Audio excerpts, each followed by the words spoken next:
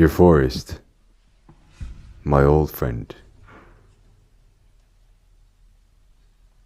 how do your leaves reside?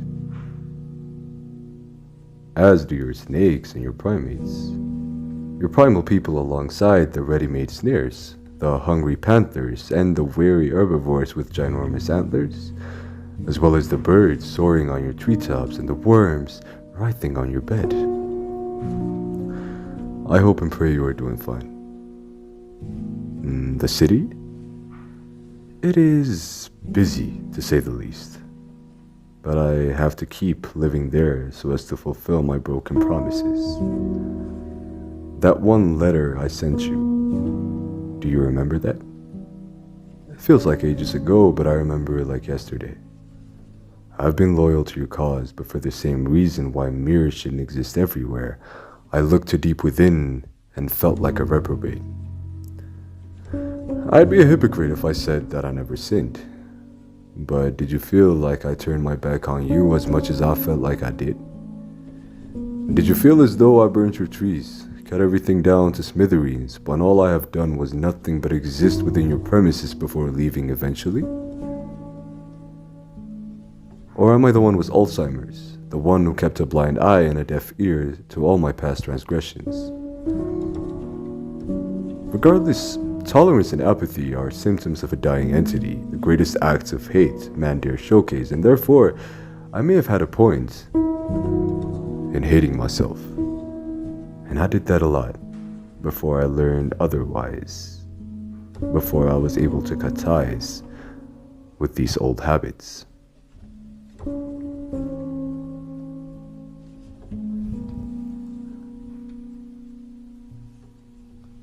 You are the only thing capable of sheltering me from the opening of the Pandora's box that caused bedlam after bedlam after bedlam within my life.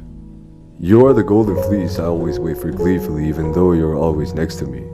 The big question now, however, lies in the fact of whether you are part of this reality. And if not, I need to know why I was sending you a letter full of self-pitying apologies. Last time I wrote you, I was in my own purgatory. Hell is when you repeatedly damn yourself to a fate beyond your hands. I was in the undertow,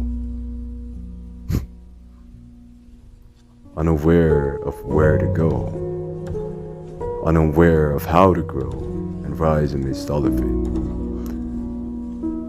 Disillusioned, jaded, disjointed and faded from things I have to accept, and guess what? I did. For long it goes on, and it's the same process that my naive mind back then thought was completely over. No. It was only the beginning. Everything we deem as existence is an ongoing cycle of events so rowdy and vicious, yet too addicting for us to accept the day we leave it. Same bloody process, but sub-zero progress within our species.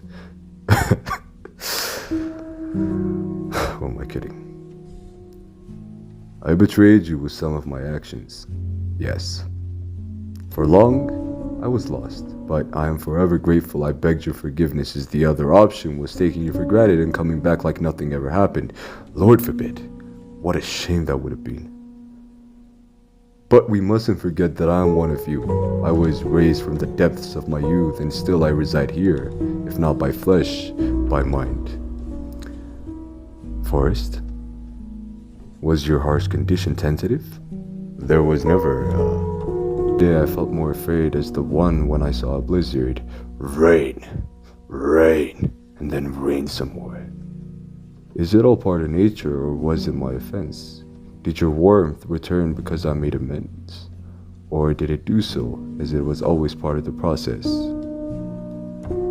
Everyone is asleep as I write these, and so I need a moment of silence.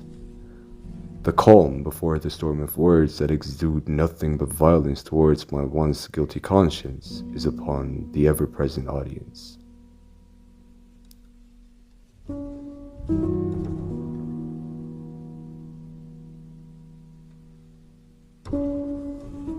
I've placed the blame on everything, including myself. but it was fruitless, so damn worthless. You always taught me I was futile, but my young mind thought that I had no worth, even though you also said two things can be true at once. I failed to connect the dots, thus I made lines that lacked congruence, and the bridge I thought I made broke down and all turned into a mess. All can be fixed. Some mistakes can be avoided, and our sins can be nullified and voided if we own them and voice them to the right ears of a single entity existing as a trinity.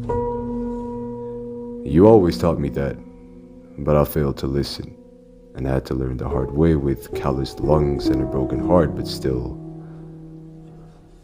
I learned. As I ponder on this, I sense my legs tingling to embrace you in euphoria. I've lived in the past even though you taught me to only use it to pave a pretty road once I start moving forward.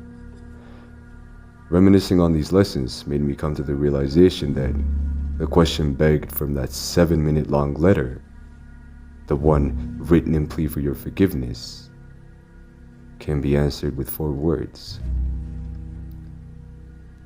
Nothing but youthful naivety.